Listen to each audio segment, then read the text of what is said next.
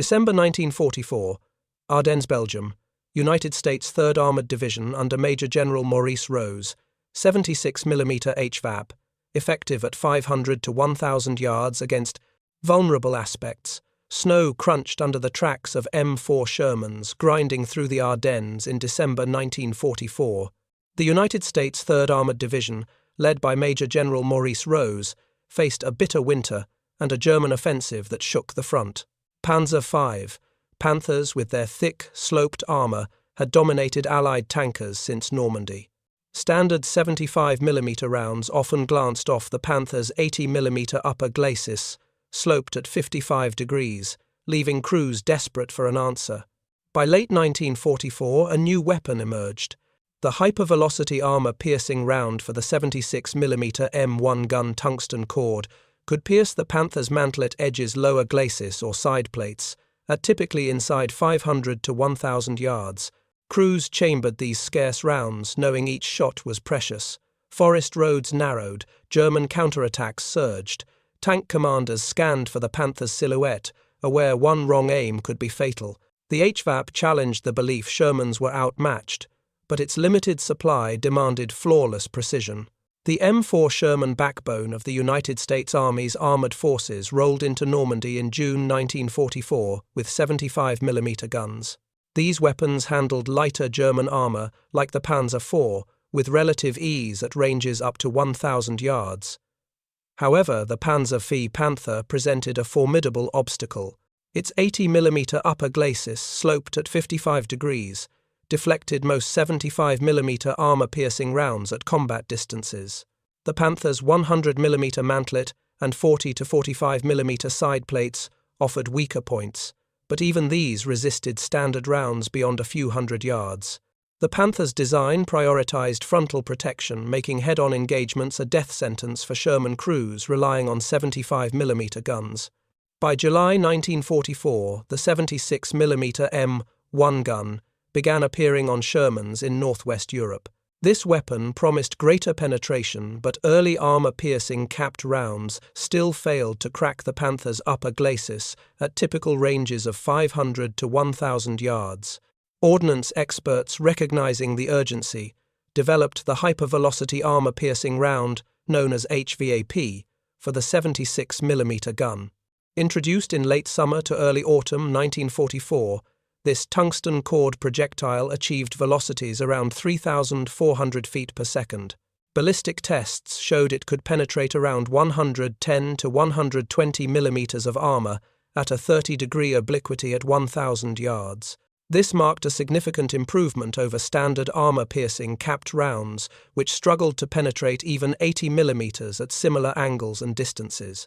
The HVAP's tungsten core denser and harder than steel concentrated energy on impact, allowing it to punch through the Panther's mantlet edges or side plates when aimed precisely.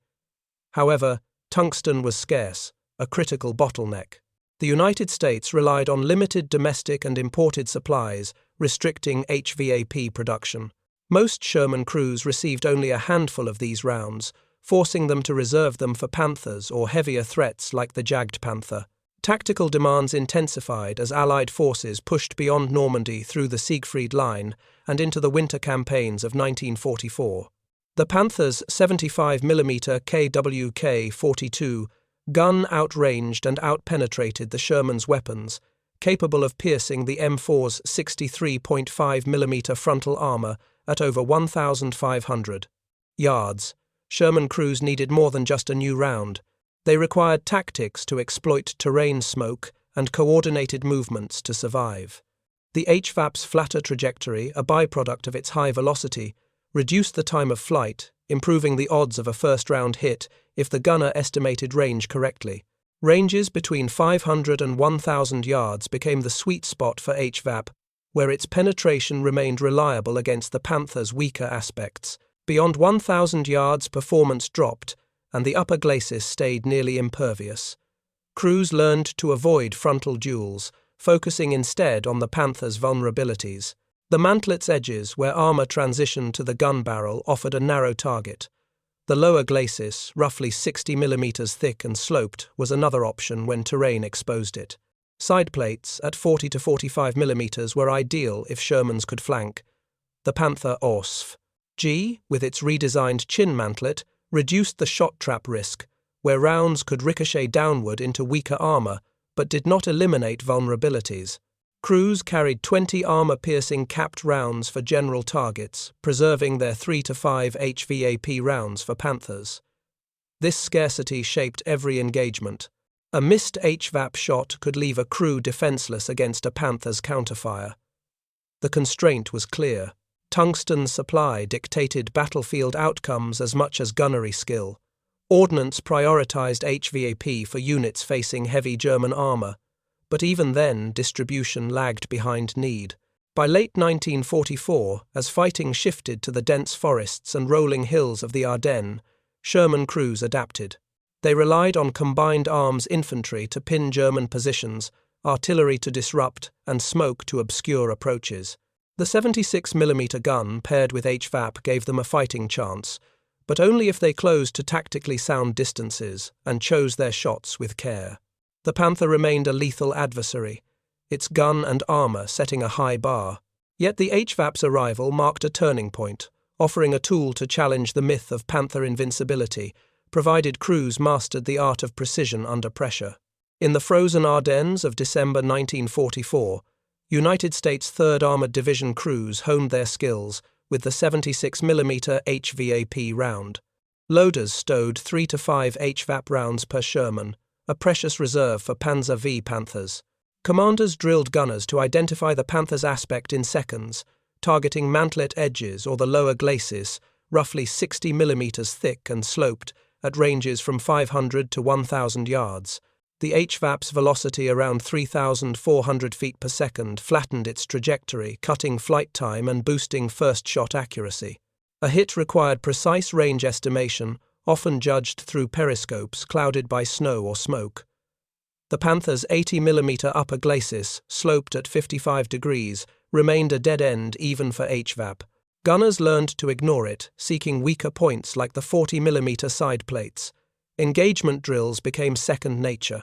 A commander spotted a Panther called the target and specified HVAP. Gunners aimed for the mantlet's edge or a quartering front, firing one round, then switched to 20 armor-piercing capped rounds for lesser threats. Smoke screens laid by mortars or artillery masked approaches, while infantry pinned German positions. The HVAP's performance hinged on closing to 500 to 800 yards, where penetration held strong against 30-degree obliquity. Beyond 1,000 yards, the round's effectiveness waned. Crews memorized the Panther's silhouette, knowing its 75mm gun could pierce their 63.5mm frontal armor at 1,500 yards. Every engagement was a race to fire first and hit true. Training emphasized speed and discipline. Gunners practiced range estimation with stadia lines adjusting for wind or terrain. Loaders rehearsed swapping HVAP for standard rounds under fire, their hands numb in the Ardennes cold. Commanders coordinated with infantry and artillery via radio, ensuring overwatch or flanking maneuvers. A typical engagement saw a Sherman platoon split, one section laid smoke, another flanked, while a third fired HVAP at a Panther's exposed side. The round's flatter trajectory aided hits, but a misjudged range or deflected shot left crews vulnerable. The Panther's gun outranged them, and its armor outclassed theirs frontally. Success demanded combined arms and nerve. Crews noted the HVAP's practical limits. Its tungsten core achieved around 110 to 120 millimeters of penetration at a 30-degree obliquity at 1,000 yards, but only against specific aspects. The Panther-Killers G's redesigned mantlet, thicker and less prone to shot trap deflections, forced even sharper aim. Side plates remained the best target when terrain allowed flanking. Crews carried 20 armor-piercing capped rounds for Panzer IVs or infantry support, preserving HVAP for the Panther threat. In the Ardennes' dense woods and rolling hills, visibility often dropped below 500 yards, tightening the engagement window. Crews adapted, using ridges for cover and smoke to obscure their advance. The HVAP gave them a chance, but only if every action aligned: spot, aim, fire, and evade. The human element weighed heavily. Tankers, bundled in winter gear, operated in cramped turrets, their breath-fogging periscopes.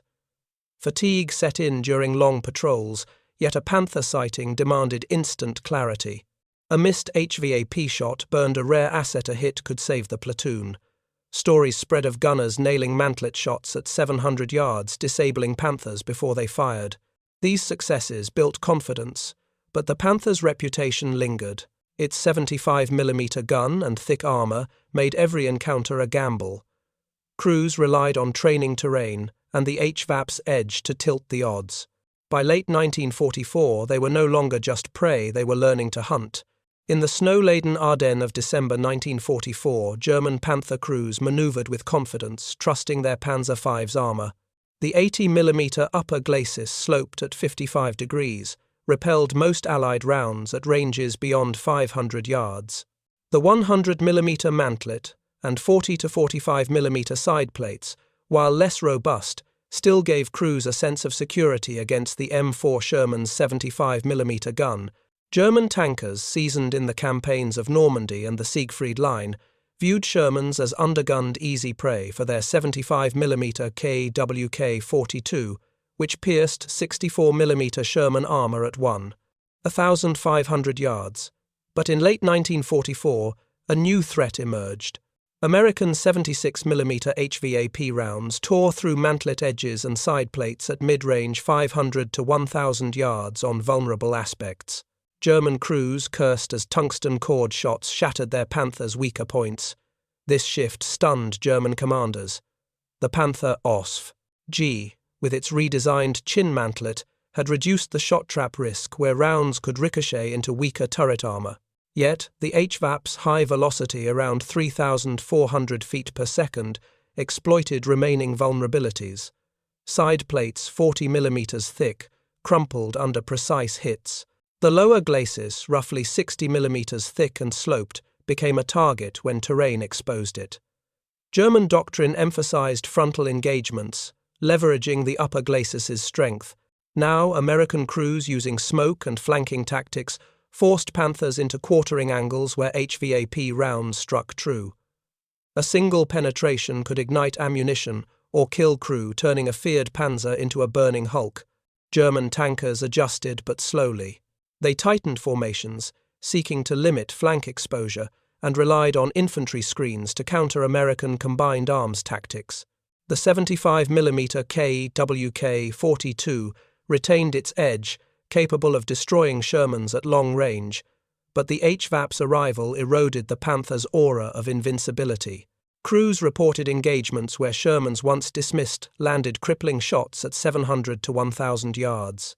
The tungsten cord round scarcity was unknown to Germans, who assumed every 76mm Sherman carried this threat. Panic crept into radio chatter as Panthers fell to unseen gunners exploiting terrain or smoke. The HVAP's limited supply, only a handful per tank, went unnoticed, amplifying its perceived threat. By late 1944, German tactics shifted. Panther crews avoided open ground, hugging ridges and villages to limit exposure. They prioritized long-range engagements, where their 75mm gun held the advantage, but American smoke and flanking maneuvers countered this. The HVAP's impact was not just physical, it forced a re-evaluation of the Panther's role. No longer untouchable, it demanded careful handling against a foe now capable of killing at mid-range under the right angle. The myth of frontal immunity crumbled, as American precision and tactics turned the Ardennes into a proving ground for a new kind of tank warfare. Through the winter of 1944 to 1945, tungsten shortages shaped the battlefield as much as tactics or firepower.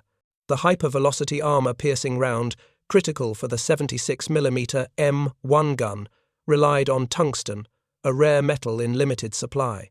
United States production struggled to meet demand, restricting most M4 Sherman crews to 3 to 5 HVAP rounds per tank. Platoons often pooled these rounds, reserving them for Panzer V Panthers or jagged Panthers, while relying on 20 armor-piercing capped rounds for lighter targets like Panzer IVs or infantry support. Ballistic tests confirmed the HVAP strength, penetrating around 110 to 120 millimeters. Beyond this range, performance dropped, and the Panther's 80mm upper glacis sloped at 55 degrees remained nearly impervious. Crews adapted to these constraints with disciplined ammunition management. Doctrine called for closing to 500 to 800 yards, where the HVAP's high velocity, around 3,400 feet per second, ensured reliable penetration of mantlet edges, or 40mm side plates. Commanders paired HVAP use with combined arms tactics. Infantry pinned German positions, artillery laid smoke, and Shermans maneuvered for flanking shots. The Panther's 75mm KBUK-42 gun, capable of piercing 63.5mm Sherman armor at 1,500 yards, forced crews to avoid open ground. Terrain became a weapon, ridges hid, tanks, forests, broke sightlines, and smoke obscured approaches. The scarcity of HVAP rounds demanded precision. A missed shot at a Panther's upper glacis wasted a rare asset, leaving crews vulnerable to counterfire. Gunners trained to identify weak points, mantlet edges, lower glacis, roughly 60mm thick and sloped, or side plates within seconds of spotting a target. Loaders working in cramped turrets kept HVAP rounds ready, but switched to standard ammunition once the primary threat was neutralized. In the Ardennes' snow-choked valleys, engagements often unfolded at 500 yards or less, tightening the window for accurate range estimation. Crews relied on stadia lines and experience to judge distance, knowing a miscalculation could be fatal. The HVAP's flatter trajectory aided first-shot hits, but only if the gunner's aim was true. Logistics shaped every decision.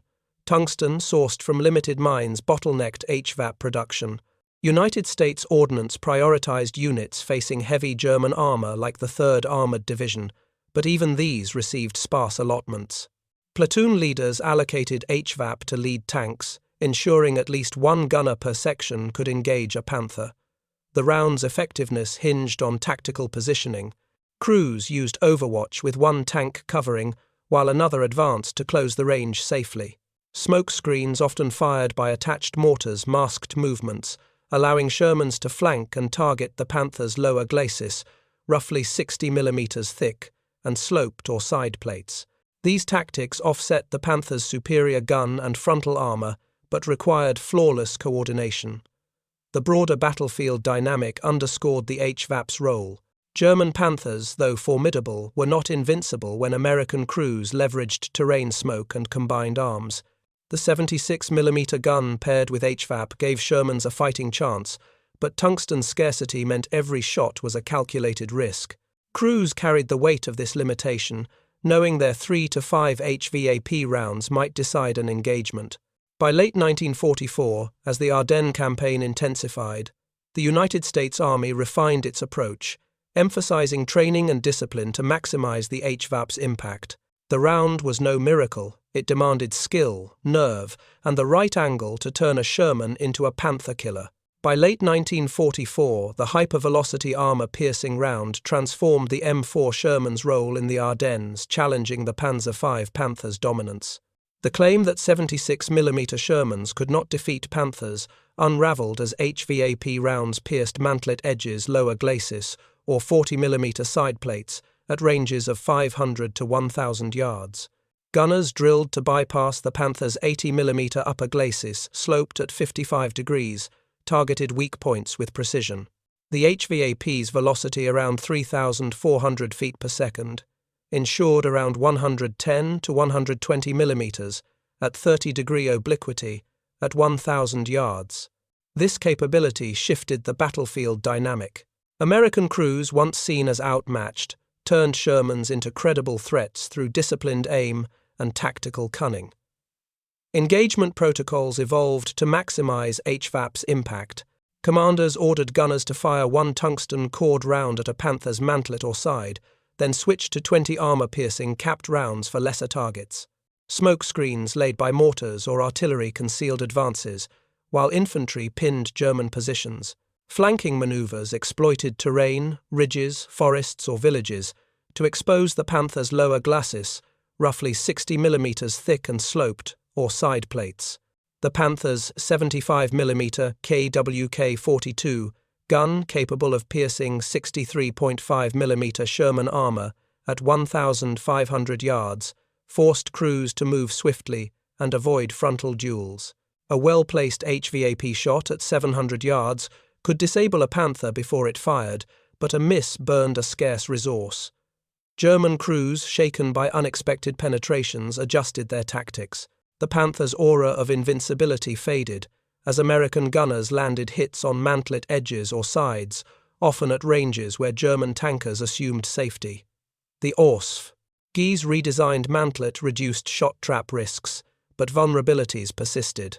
German commanders tightened formations and avoided open ground wary of American ambushes. Yet United States combined arms tactics, infantry, artillery, and occasional air support disrupted these efforts. Shermans using smoke and overwatch closed to 500 to 800 yards where HVAP performance peaked. The round's limited supply, only a handful per tank, forced efficiency, but its effect was profound. Each penetration eroded German confidence, turning the hunter into the hunted. The myth of Panther supremacy collapsed not from HVAP alone, but from its integration with training and tactics. Crews learned to read the battlefield's geometry, ignoring the upper glacis and seeking angles for mantlet or side shots. In the Ardennes snowbound hills, visibility often fell below 500 yards, amplifying the need for quick decisions. A Sherman platoon, spotting a Panther, might split. One tank laid smoke, another flanked, and a third fired HVAP at a quartering target. Success hinged on coordination and nerve. The Panther remained lethal, its gun outranging the 76mm M1, but American crews narrowed the gap. Stories of gunners disabling Panthers at 800 yards spread, boosting morale and proving the HVAP's worth. This shift marked a tactical inflection point. The HVAP, though scarce, gave Shermans a tool to challenge Panthers directly. Crews no longer relied solely on numerical superiority or air support, they could fight smarter. The Panther's 80mm frontal armor, once a wall, became a problem of angles and aim. By early 1945, as battles raged through the Ardennes and beyond the United States, 3rd Armored Division refined its approach. HVAP rounds, paired with relentless training and combined arms tactics, turned Shermans into Panther-Killers when conditions aligned. The German advantage persisted, but it was no longer absolute. The battlefield now rewarded precision over brute strength. By early 1945, the hypervelocity armor-piercing rounds' impact rippled through United States armored units in the Ardennes. Though tungsten shortages persisted, limiting most M4 Shermans to 3 to 5 HVAP rounds, wider distribution began. Gunners, now adept at targeting Panzer V Panther mantlet edges or 40mm side plates at 1,000 yards, shifted the tactical balance. The 76mm M, one-gun firing HVAP, at around 3,400 feet per second, penetrated around 110 to 120 millimeters, at 30-degree obliquity, at 1,000 yards. This capability, paired with hard-won experience, narrowed the Panther's combat edge. Combined arms tactics, infantry pinning German positions, artillery laying smoke and Shermans flanking, offset the Panther's 75mm KWK-42, which pierced 63.5mm Sherman armor at 1,500 yards. Crews refined their craft in the Ardennes' frozen terrain. Engagements at 500 to 800 yards maximized HVAP's effectiveness, exploiting the Panther's lower glacis, roughly 60mm thick and sloped or side plates. Commanders leaned on overwatch and smoke to close distances safely, preserving their scarce HVAP for critical shots. The Panther's 80mm upper glacis, sloped at 55 degrees, remained a no-go, but crews bypassed it, focusing on geometry and precision. A single HVAP hit could ignite a Panther's ammunition or disable its turret, turning a duel into a victory. These successes, though reliant on limited rounds, proved Shermans could fight back when tactics aligned. The broader lesson was clear. Technology alone did not win battles. The HVAP's success stemmed from training, target selection, and coordination as much as its tungsten core. United States crews facing Panthers in snowbound villages or forested hills learned to read terrain and exploit angles. Infantry and artillery support became force multipliers, enabling Shermans to maneuver for side shots. The Panther's gun and armor still demanded respect, but its myth of invincibility lay broken. American tankers, once daunted, now approached engagements with calculated confidence, knowing a well-aimed HVAP round at 700 yards could shift the odds. This shift influenced not just the Ardennes but the final push into Germany. Post-war, the HVAP's battlefield results shaped United States armored doctrine. The round's reliance on tungsten highlighted the need for secure supplies of critical materials. Ordnance prioritized high-velocity sub-caliber rounds, building on HVAP's success. Future tank designs emphasized penetration over raw armor thickness, reflecting the Ardennes' lessons. The Panthers' defeat required more than a single projectile. It demanded disciplined gunnery, tactical adaptability, and combined arms integration. By 1945, the United States Army formalized these principles, stressing crew training and material logistics. The 76mm HVAP, though scarce, proved that precision and coordination could overcome superior armor. The Ardennes battles cemented a new reality. The Panther, once a battlefield terror, became a solvable problem. Crews who mastered HVAP use firing at mid-range, exploiting weak points and leveraging terrain, turned Shermans into credible Panther-Killers. This was no miracle cure. The Panther's 75mm gun and 80mm glacis remained lethal, yet the gap narrowed through skill and strategy. Post-war tank development carried these lessons forward, emphasizing versatile ammunition and tactical flexibility. The HVAP's legacy was not just its penetration, but the mindset it fostered. Angles, not armor, won the day. In the crucible of winter 1944, United States tankers rewrote the rules of armored warfare.